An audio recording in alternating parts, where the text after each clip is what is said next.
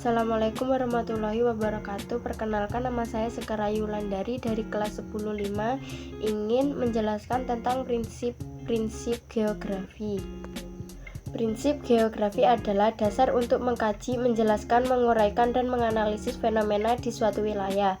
Prinsip geografi harus dijadikan pedoman atau acuan dalam menganalisis fenomena dan fakta geografi.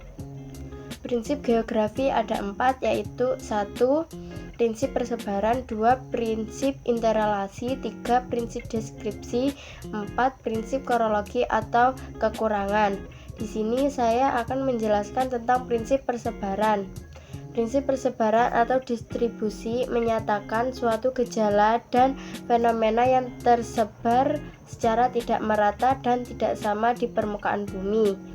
Gejala atau fenomena tersebut dapat berupa fenomena fisik maupun fenomena sosial. Fenomena geografi yang bisa diteliti misalnya benteng alam, tumbuhan, hewan, dan manusia.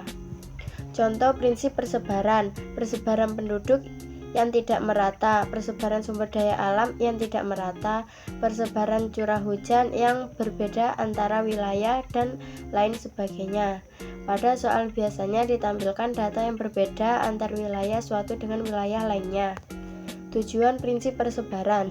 Tujuan prinsip persebaran adalah menelaah gejala dan fenomena geografi, mengungkap hubungan antar fenomena secara menyeluruh, meramalkan keadaan di masa yang akan datang.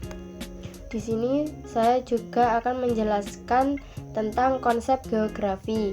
Konsep geografi adalah pola abstrak yang berkaitan dengan ilmu geografi. Konsep geografi harus mendasari kajian faktor, gejala, dan masalah spesial sosial atau hubungan antara keduanya.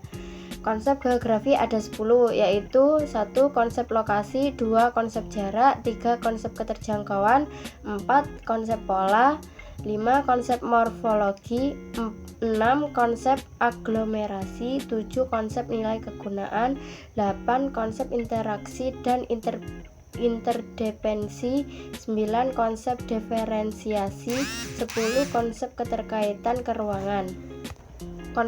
Konsep jarak. Konsep geografi jarak berkaitan dengan lokasi karena nilai suatu objek dapat ditentukan oleh jarak terhadap suatu objek nilai. Konsep geografi ini juga terbagi menjadi 2, yaitu jarak absolut dan jarak relatif. Jarak absolut artinya jarak dalam suatu tertentu atau jarak sebenarnya.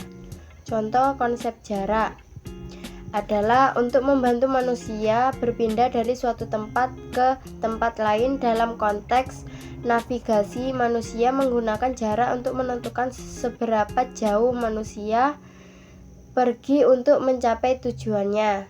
Terima kasih.